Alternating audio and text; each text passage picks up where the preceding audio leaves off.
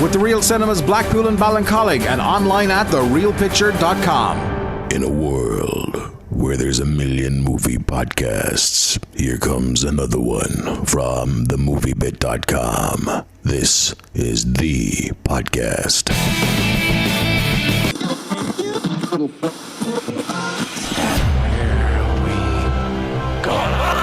Christ. Who taught you that technique? A friggin' cheese grater?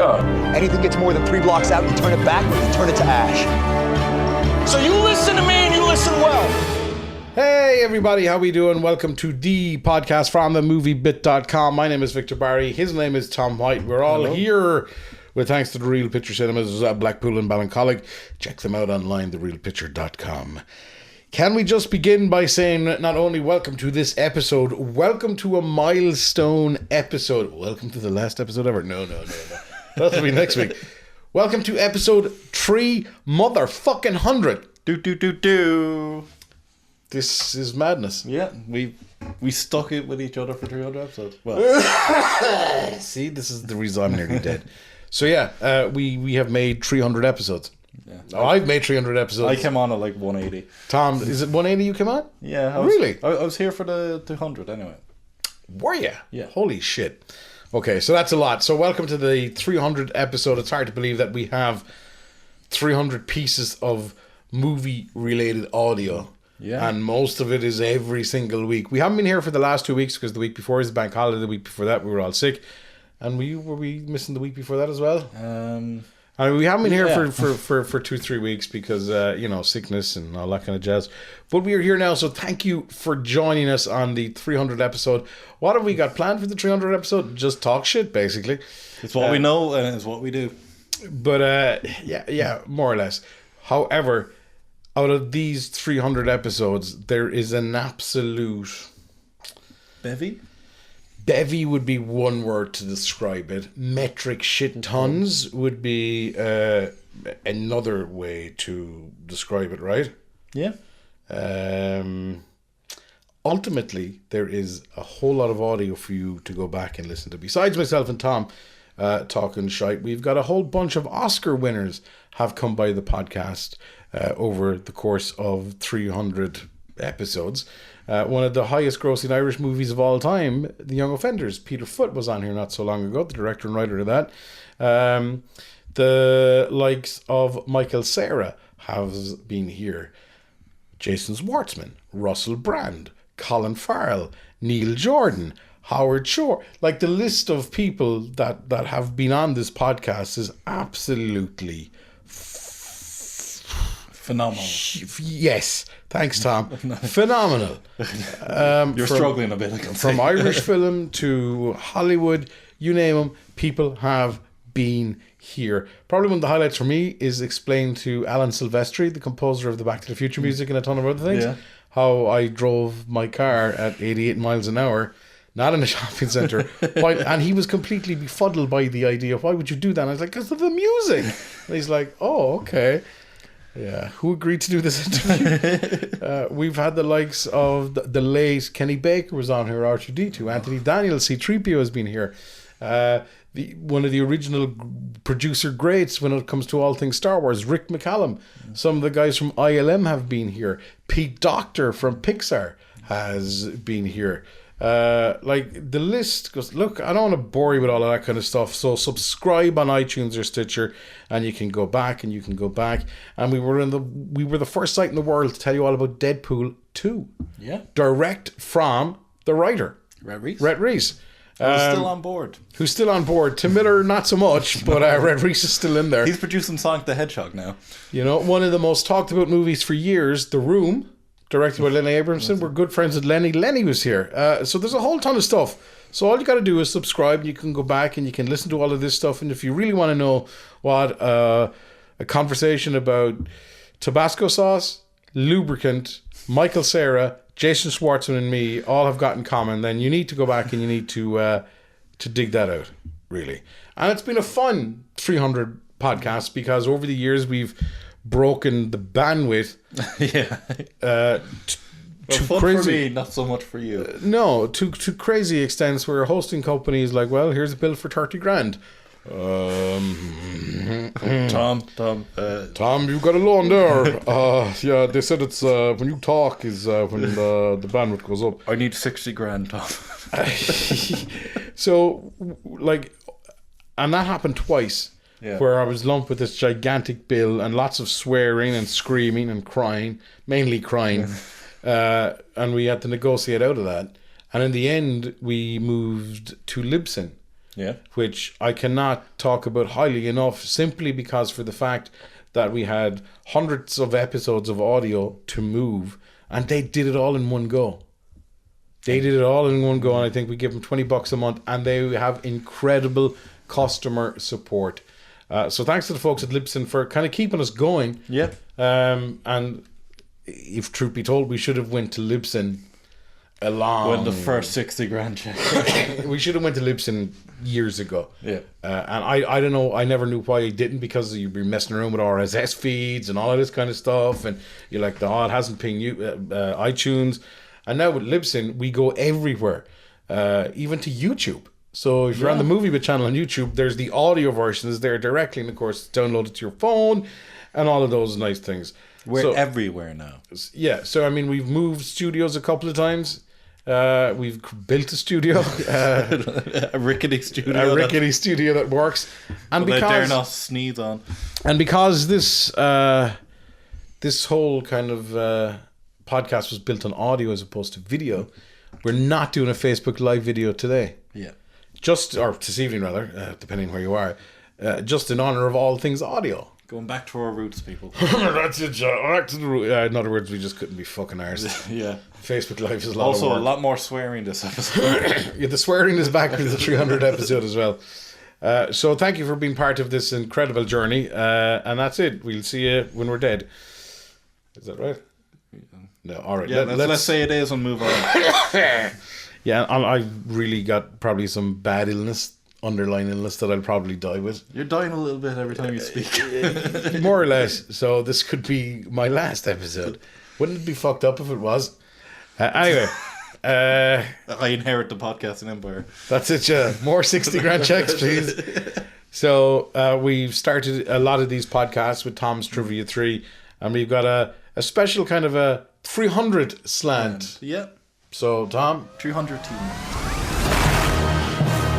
Tom's Trivia Tree. All right. First up, let's talk about 300. And the flowing effect of the Oracle's dance scene was achieved by filming the actress underwater, which I was surprised at because Zack Snyder, I thought it was all CG. He gets a bad rep. I've always defended Zack Snyder. Then Batman v Superman turned up, man. It's like, fuck you, Can't Zack defend Snyder. that. You know? Alright. Yeah. I liked 300. I think I really love 300, and I think Watchmen, controversially, is the greatest comic book adaptation ever, because it puts the pages on the screen. As an adaptation, as a movie, I still gave it 5 stars. I still loved it, but I thought it was a bit too reverent. Okay, like it could have mixed, it could have like shaked up chronology a bit, but yeah, no, it's still a good movie. I wanted something a bit different. Okay, greatest opening credit sequence of all time, though. Yes, that's absolutely amazing. Let's move on to Sphere, and which I think is a movie that we have never really spoken about in this podcast. No, it's only because of this 300 connection we're speaking about it. But it's a movie I like. I liked that. Back in like it was 96, 97, there was a lot of sci-fi horror movies coming out, like Event Horizon, Virus, and Sphere. Virus was shit, by the way. But I liked that kind of era. It goes, oh, sci-fi horror, that's the thing now, let's do it. And Samuel Jackson, when making Sphere, he would work on the film during the week, and then move over to buddy Quentin Tarantino's Jackie Brown at the weekends. That explains a lot, really. Yeah. Those 2 movies were shit. A lot of sitting down as Odell Robbie. Did you notice? Yes, indeed. Yeah. Right, go on. Final 300 episode themed. Yeah. And trivia. At the end, will we say the teams? Let's say connections. Yes, that would be quite intelligent. Okay. And then finally, We Were Soldiers. Great Mel Gibson movie. 875,000 feet of film was shot. That's roughly 150 hours. And it took the editing team 6 days, day and night, to watch it all. And remember, they're watching film. Yeah, obviously, they might have digitized it with a droid or whatever. Yeah. But, that's back insane. in the day. Back in the day. And We Were Soldiers was a good movie. Gibson can I think he's talented. Yeah. Just don't even talk to the police every now and again. Nope. No, probably a bad idea, Mel. But I genuinely think he's one of these actors and directors and writers that is outside of the Hollywood system. Yeah, he can do what he wants, really. He's making the resurrection. He's an A-list Kevin Smith. Yeah. Not to say Kevin Smith is a Z-lister, far from it. No. But somebody will go, well, who's the bigger star, Mel Gibson or Kevin Smith? People, Mel Gibson. Yeah. Right? Ooh, imagine Mel Gibson started doing podcasts. Mel, we will fire Tom. But you come on. And maybe that's been negative and shitty towards Kevin Smith or Mel Gibson, I'm not sure. But in the sense that he kind of, like George Lucas operated outside the Hollywood system. Yeah. Someone's going, well, was you fucking Kevin Smith? Kevin Smith was a George Lucas in one sense, where he funneled a lot of his money in to get Clerks going and made his own universe. Exactly. It's still going. Yes. Yeah. Thank God it's still going. Yeah. God bless comic book men as well, that's all I say. But I think if you look at Gibson and now he's kind of coming back and around, Hacksaw Ridge. Yes. Which I'm sure some people turn to someone and go, can I get a large Coke, popcorn, and give me 2 tickets there for Hacksaw Jim Duggan? I can. We're going to get Hacksaw Hill. We're going to get. Bandsaw Ridge. Hacksaw Bump in a Field. A bandsaw, that would be good. Oh, can I have a ticket off for that new Saw movie? Oh, that'd be. If anybody knows, anybody who thought it was the new Saw movie, please tell us. All right, so there you go. Go on, let's connect all of these up. Okay, so 300 is pretty self-explanatory. Mm-hmm. Sphere. The Sphere was on the ocean floor for 300 years. And We Were Soldiers has a body count of over 300. Epic stuff. Yeah, that is how they're all connected. By the way, you can get in touch with us by emailing, if you can be arsed, podcast@themoviebit.com. You can hit us up on Twitter @themoviebit, and of course you can drop us a podcast comment on the Facebook page. That doesn't even make sense. Find us on Facebook, The Movie Bit. Right, so that's kind of that for the trivia. Because we weren't here for the last couple of weeks, we're not going to go in-depth reviews in one sense. However,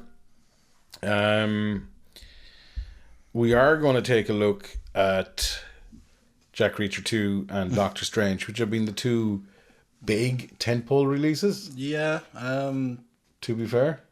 Yeah. Nocturnal Animals came out last Friday.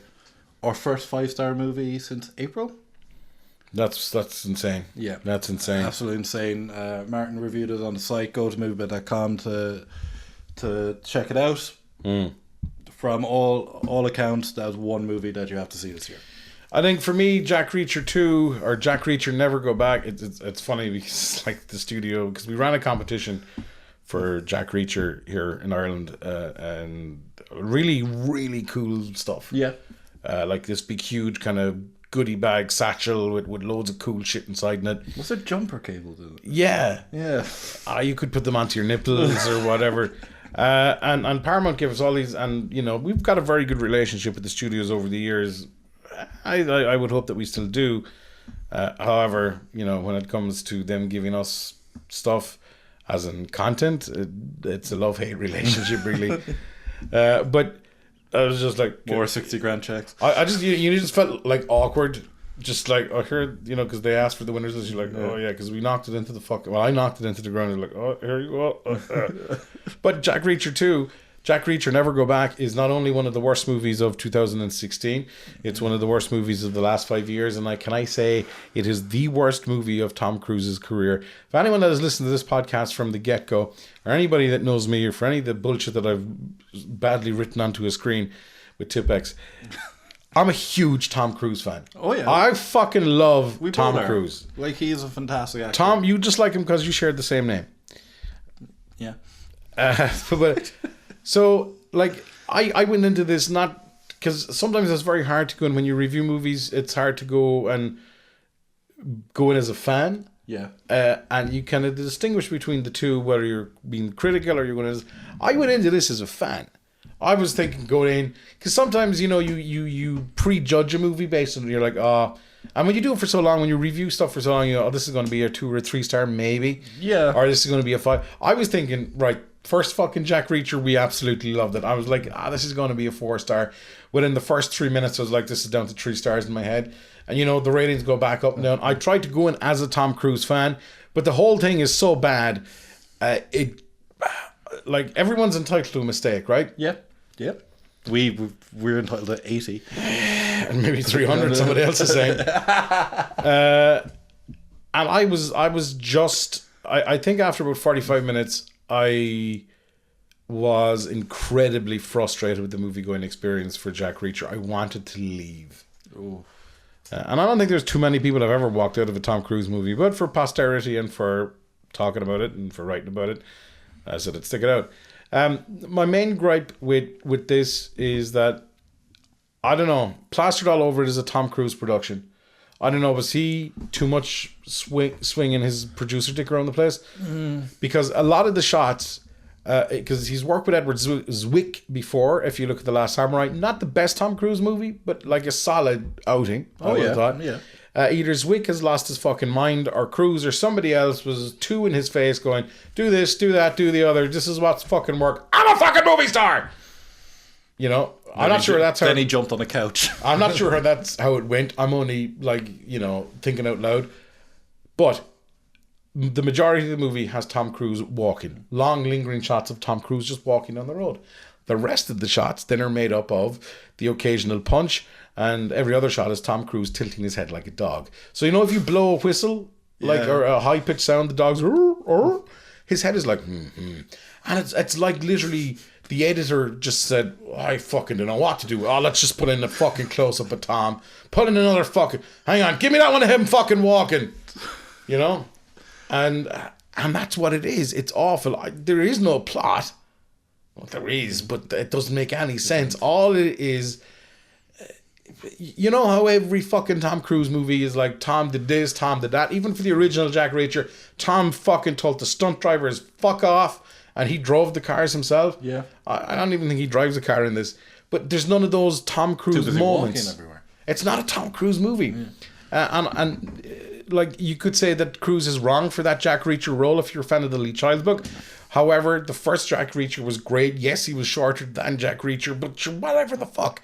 The movie was good. Yeah. This is just the worst movie ever. It makes no fucking sense. It's really... some fucking asshole with a camcorder in movie school would do a better job than this.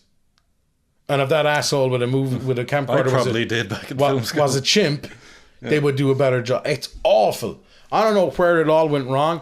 This is the worst Tom fucking Cruise movie that is ever out there.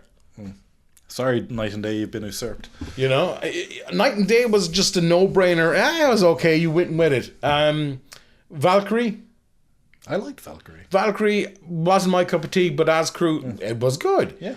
This though was just awful. I mean, I can see the Tom Cruise team listening to the podcast going, unfollow the movie bit on Twitter, which that whole destroy them. That's it. Now in 5 minutes, be some dudes in a Scientology van pull up outside the fucking door. But they know us now. Well, if you've watched the video, you know all about our fun with Scientology a couple of episodes back.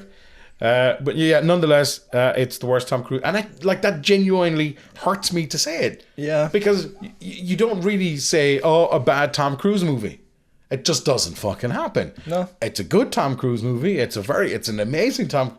It's watchable Tom Cruise. It's just like nobody gave a fuck. Somebody gave Kobe Smulders a job and she's like, what do I do? And said people, I don't fucking know. Drive a car. Because Tom's not doing it. But it genuinely pained me to say that and to write that. And then I see Empire gave it 4 stars.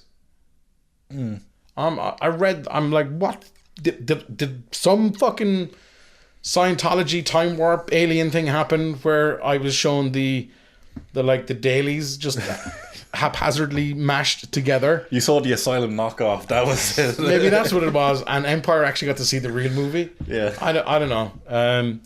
But for me, it's awful. I'm not the only one that's saying it. Generally, Jack Reacher Never Go Back has been critically panned.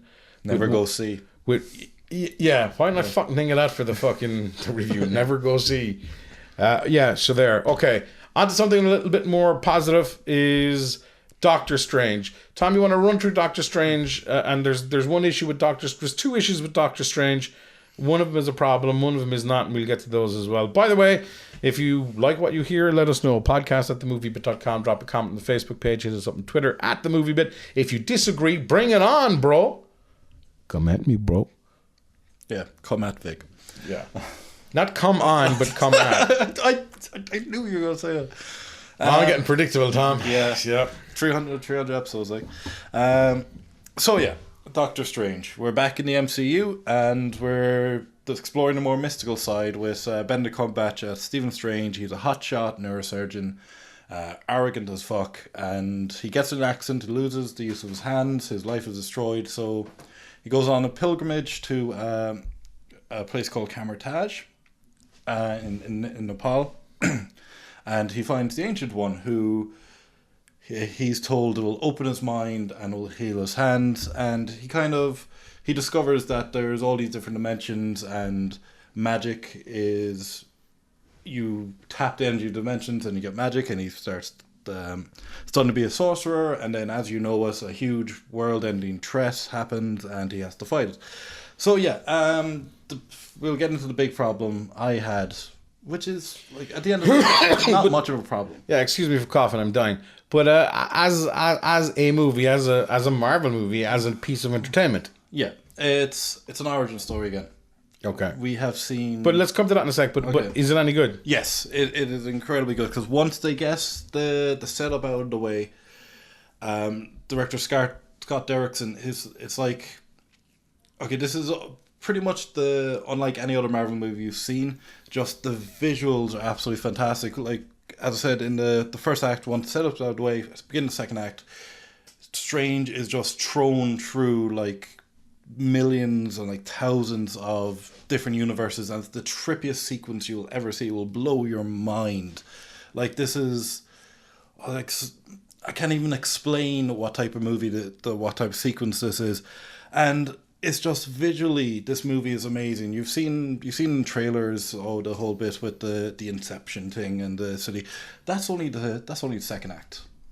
There's just all of these brilliant set pieces. You mean there's a bigger finale than there's like what people have been calling the Inception stuff? Yeah, there's a bigger finale in that. There is a martial art fight on the astral plane, which has a style which I like to call float foo.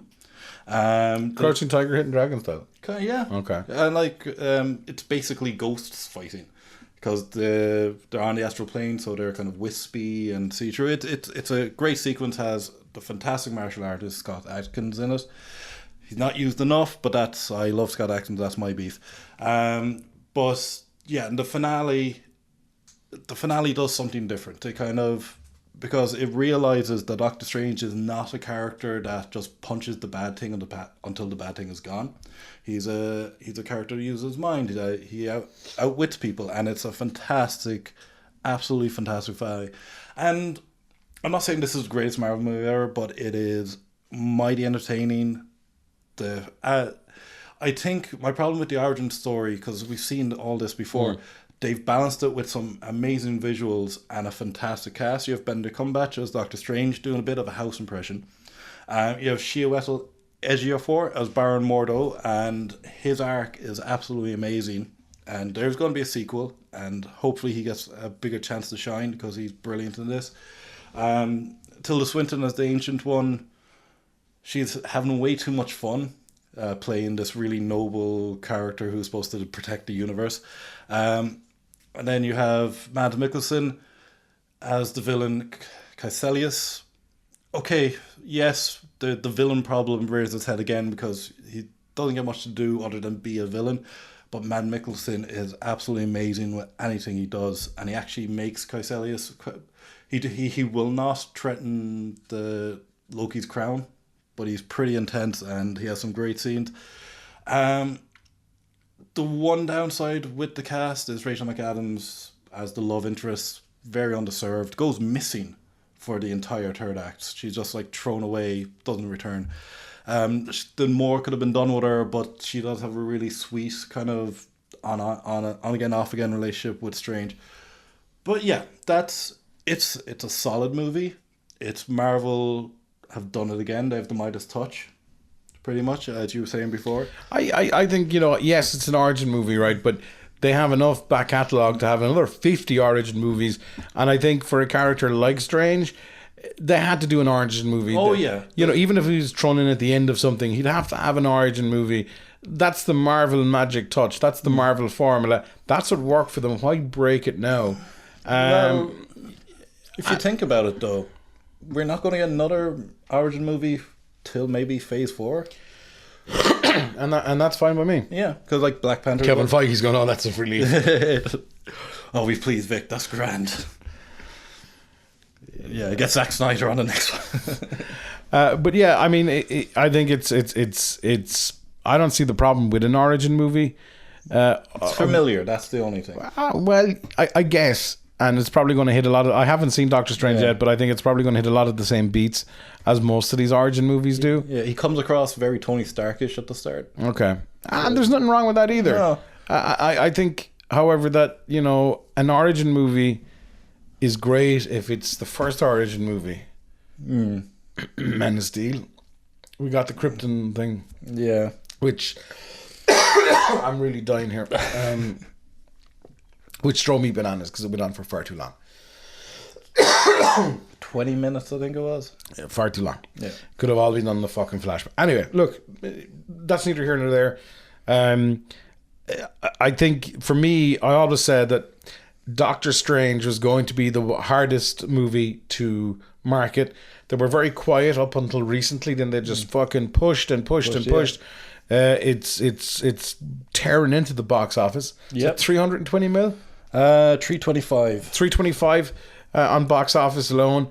That will make back its budget. Needs to double its budget. It's 5 million off doubling its budget. So I mean, they're going into the green with this. It's another success, and I think that whatever about having a talking raccoon and a fucking tree, they're marketable. Yeah. Benedict Cumberbatch in that type of role, given his past roles, it's not an easy sell. I think he's a really good actor, but if you look at the Codebreaker thing that he did, what was that called? Imitation Game. Yeah, and then he goes something like that to this. It is night and day. Yeah, that was his last. Yeah, I mean it is night and day in the sense that yes, he's been very diverse in his career. That's a good thing, but this is really out there for him as an actor, and I would not an easy sell. But fuck me, they have sold it. Yeah, definitely. And they've won, and my hat is tipped. There is nothing else can go wrong for them now, because next up we've got Guardians of the Galaxy 2. Yeah. We've got Thor Ragnarok, which has Hulk. Yeah, that's like... It's like Thor and Hulk on a holiday. That's what it's pretty much called. Yeah, people who bemoaned Thor: The Dark World, now you have Hulk. And I think that's maybe a reaction to that. Like the Thor Dark World, I liked it. Mm-hmm. I think it's the least well received of all the Marvel movies. I have a feeling that Ragnarok could be complete and utter insanity. Yeah. I don't think a Hulk movie really works on its own, but given the chemistry and the dynamic between Thor and Hulk over the last couple of years. Yeah, like considering... they're the odd couple. That's definitely... That's it. They're the odd couple. It's the odd couple in space. and Felix can punch out a planet. And considering the director, Taika Waititi, he's a comedy director. So this promises to be a lot funnier, like kind of the Civil War, like point 0.5 thing with what Thor was up to. And I think so. And after that we have Infinity War. Or is it? No, Black Panther. Oh, sorry, Black Panther, then Infinity War. So I don't think they can get it wrong up until Infinity War. This, for me, Strange was always the one where it could go... Infinity War could collapse under the amount of characters it has. Yeah, and I guess originally we thought it about Civil War because it's very different from the comic book. Yeah. It just more or less took the fucking title from the comic book, and that's kind of what they do. Yeah. Like Iron Man 3 just took the title of Extremis. So I think they can do no wrong. Yeah.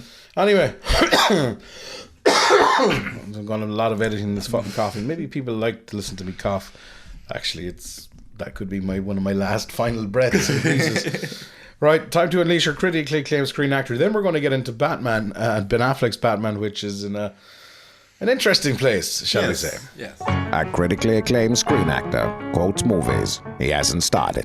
Spartans, ready your breakfast and eat hearty. For tonight, we dine in hell. Did nobody have worked? No, can he shout? Can the critically acclaimed screen actor shout? Spartans, ready. He can't. No. He can't. It's just, this is the octave that he goes to, and he can't go fucking above that.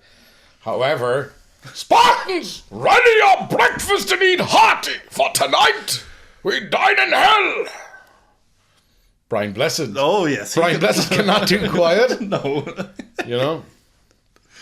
Brian Blessed cannot do quiet. That man had shouting and that's it. And yeah. Or fucking, ready your breakfast and eat hearty, for tonight we fucking dine in hell. See, Gilbert Gottfried, but you know. Yeah. Yeah.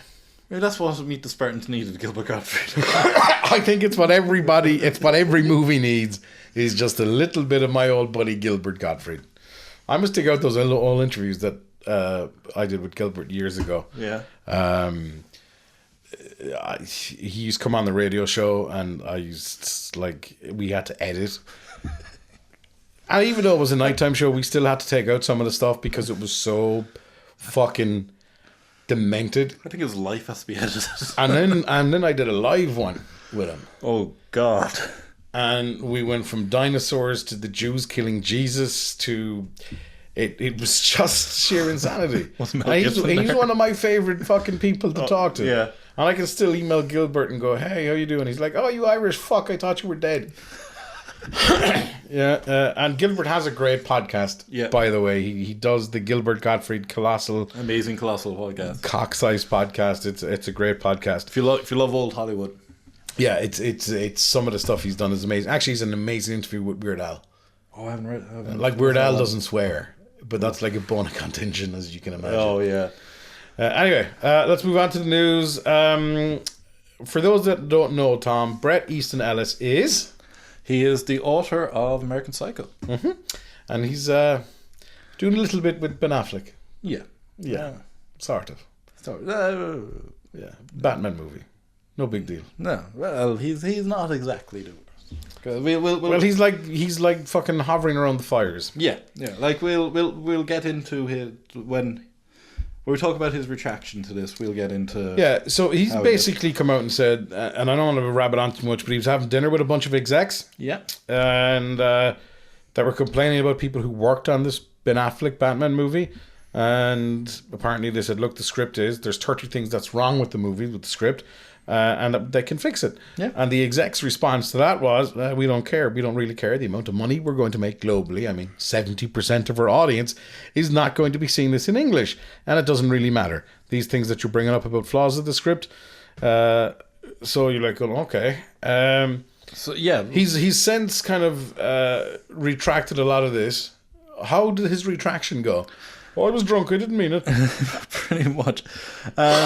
So basically, he says, I was talking with two executives who have nothing, and that's capital letters, to do with the Batman movie, and who knew, capital letters again, people who were involved with the production. The two executives I was having dinner with were relating to problems they heard about the script from people working on the Batman project, and that's all.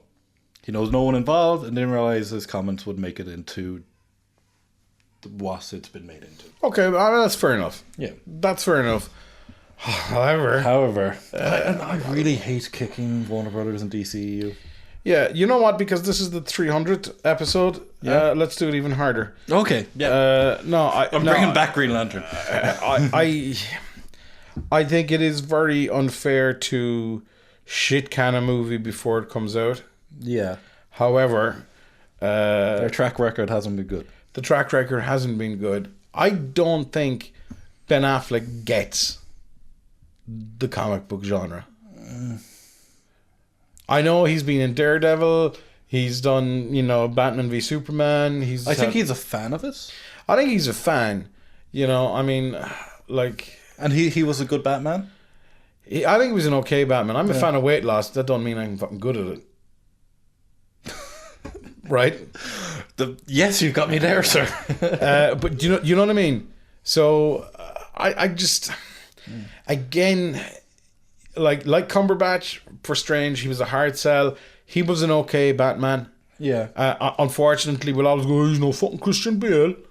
But that aside, I don't think he gets that universe. And maybe he does, but I think he can bring something that Ben Affleck would bring to one of his movies like The Town or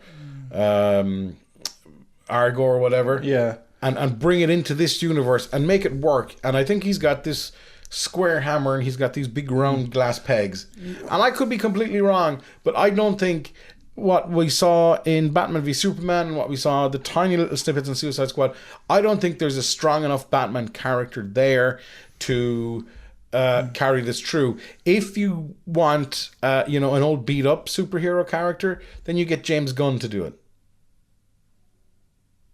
Okay? Yeah.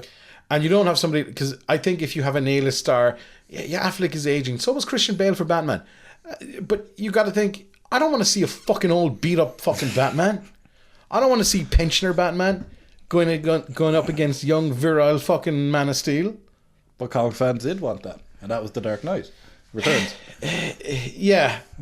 But I think if you look at the comic book audience for Frank Miller's book, which is amazing, by the way. Yeah. And the animated movie that it's spawned. Like, I don't want to give it away, but at the end of Frank Miller's like old Batman really is old Batman for one particular fucking reason. Then he done it twice.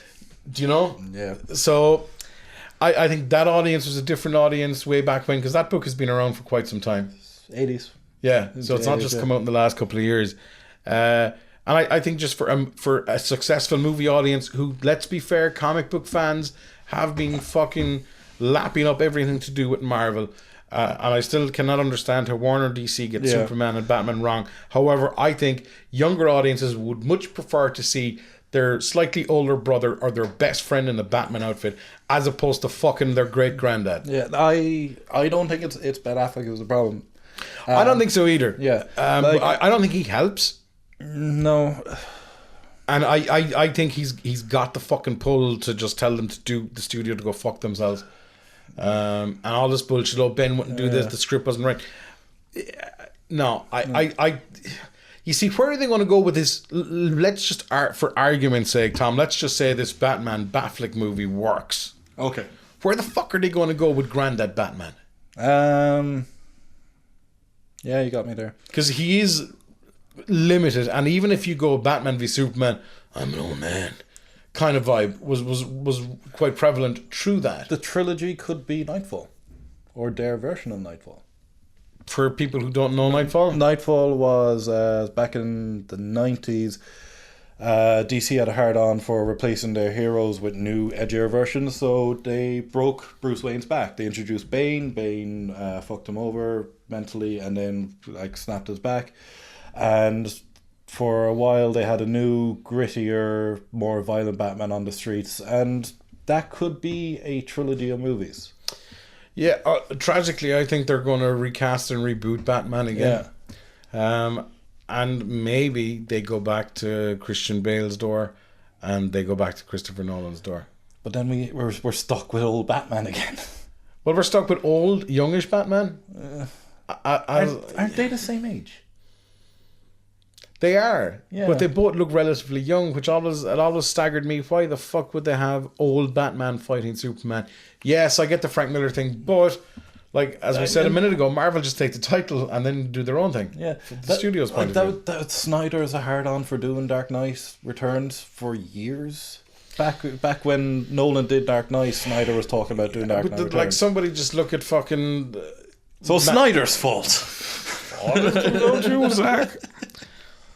Yeah, so I it will be reboot and recasting. Yeah, like I really think this is the studio's meddling, because like Ben Affleck is co-writing with Jeff Johns, who's a legendary comic book writer. He is basically the DCU's Feige now. Yeah, but again, that may not go as well as on paper. Yeah, literally, no pun intended. I totally believe that Warner Brothers haven't learned their mistake from Green Lantern. There's still too much studio interference. Yeah, and I guess it's a mad scramble. We need to do what Marvel are doing. Yeah. Well, you had 30 years. Yeah, but if they want to do what Marvel are doing, will one of the fucking execs actually look at a Marvel movie? Yeah. Anyway, right, enough shit canning DC and Warner Brothers. Part of me fears that in a year and a month's time, if we're still doing this podcast, I'll be fucking going, they really should have used J.J. Abrams. That's your final resort. Not for Batman, but for episode 8. Oh. That's my fear. Oh, okay. You know? Anyway, moving on. It's Johnston this time, isn't it? Yeah. Trevorrow is 9. Okay. Moving on, Kieran Hines has joined Justice League as Steppenwolf. Yep. Look, we had enough Warner Brothers stuff. Fuck. Kieran Hines is a great actor, though. Yeah. You know of Mance Rayder from Game of Thrones. Why did I forget that? Yeah. So he's the bad guy. He'll probably be mostly CG. Because Steppenwolf, we've seen him in the Ultimate Edition. He's that big, weird guy with the horns. Fantastic Beasts and Where to Find Them is going to keep a lot of people very happy in a couple of weeks. And there's a sequel. Look, this is just a license to print money. There's 5 movies. And they've announced the cast member for the second movie already. Which has caused a bit of excitement. Yeah. Not the right type of excitement either. Mr. Jonathan Depp. Arguably, you can say Depp plays good characters once he's got fucking 3 feet of prosthetics. Yeah, and this kind of plays into... Tom's going to put on a screenwriting hat now and try to predict the ending for Fantastic Beasts and Where to Find Them. So they, just before they announced Johnny Depp, they were... J.K. Rowling and David Yates have been talking for a while about a character called Gellert Grindelwald. So, if you know your Harry Potter lore, he was Voldemort well before Voldemort came to power in the 1920s, the period Fantastic Beasts is set. And he was the wizard who had the Elder Wand. That was the big MacGuffin of Deathly Hallows.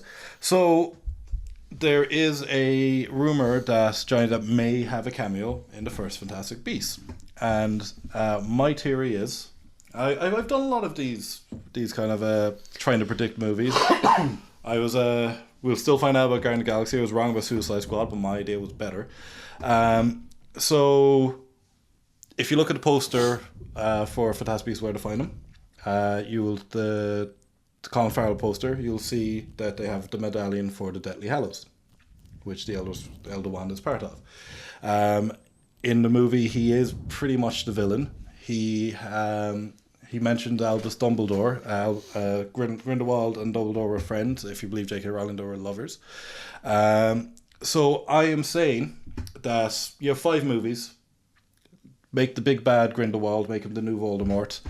Yes, that could be Harry Potter 2.0, but you do have the second Salemers who want to abolish witchcraft for good. They're humans who want the second Salem, basically. So that's a wrinkle into it. But have Grindelwald rise to power as the backbone. And I am saying that Farrell is Grindelwald.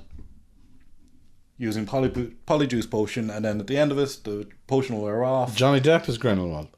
Colin Farrell. Colin Farrell is Percival Graves, but Grindelwald is portraying him with polyjuice potion, which can take on the form of whoever. I have no fucking idea for the last 5 minutes what you've said. Yeah, I don't understand. I'm a nerd. So yeah, look, this is just me speculation because I love the Harry Potter franchise and all these little...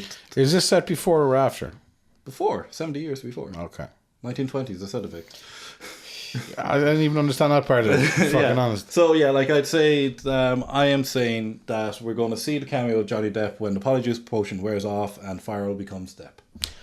Ah, and you reckon we should be able to see this in the first one? There's a rumour that he does have a cameo in the first one, yeah. So 4 more movies after this one. That's what, 8 years? Yeah. This we won't be here. Yeah, and it does give the original cast time to age up for Cursed Child. Okay, there you go. That's write that down, people. It sounds... I don't know what the fuck he just said. I know somebody... The fuck you mean, man? Fucking muggles is shit, man. It's fucking... Are muggles in this thing? Yeah, they're called no-mages now. Okay, alright. I love the way you've this patronising. Can you mean it? Fuck, don't you know about fucking Harry Potter? You're about a movie sci-fi. Don't mean I know everything, Tom. I like pretend to know everything. Yeah, I just Harry Potter wasn't for me. I just never got... So fucking shoot me! Okay. I never got it. I reviewed 1 or 2 of the movies badly, and they just made no fucking sense. I've probably seen them all sporadically, like 5 minutes here, 5 minutes there. I like the visual look of Fantastic Beasts, but the whole hobgoblins and fucking muggles and muggle fisting and whatever else goes on, or whatever, what are they called? Nomads? No magic, like. Oh, no mad. So I know there's a lot of people going, yeah, sounds like my fucking wife. No veg. There's going to be a porn parody. Isn't there? Yeah. They could be called fuckles. Oh, just no veggies. Yeah. I've come to clean your no veg. Anyway, that's it. So we are done and dusted. This has been episode 300 of the podcast. Thank you for enduring it. And thank you for subscribing and enduring for so long. Thank you for enduring my Harry Potter talk. It's ultimately it's why we do it. Yeah, it's why we do it. There could be one person listening, 1 million people listening. It's just why we do it, because while websites come and go, podcasts never die. Yeah, actually, funny until enough, they do. Yeah, funny enough, there was a fucking just speaking of things that never die. We went trick or treating. Yeah, we went trick or treating. Like on Halloween, obviously, as opposed to like some random fucking night in the middle of September, and like Cameron went to one of the doors and I stood and Sloth opened the fucking door, like he get the Superman t-shirt on and the fucking mask. I was like, Goonies never die. And the man was like, yeah, Goonies never die. As I'm going, what the fuck is he on about? Probably just thought that looks a cool costume. Yeah, I don't think he maybe I'm just being he should at least said, hey you guys. Tom, get out. What? I know there's somebody somewhere who's going to love that reference. Anyway, that is it. So thank you for listening, and we shall be back next week. By the way, in the next couple of weeks, we're going to start our movie of the year poll. Yeah, it is coming around to that time of the year again. And that'd be that. So, right, thanks for listening. If you haven't subscribed already, subscribe in iTunes and Stitcher. Really easy to do. So get the app for your phone, search for the Movie Bit, click subscribe, done. Or if you're on the moviebit.com, then you'll get all the links there. So, yeah, that's it. Episode 300 done and dusted. Thanks for listening. Goodbye, everybody. Goodbye. The moviebit.com podcasts. Available on iTunes, Stitcher, TuneIn, direct download, and streaming on the moviebit.com. Streaming and creaming.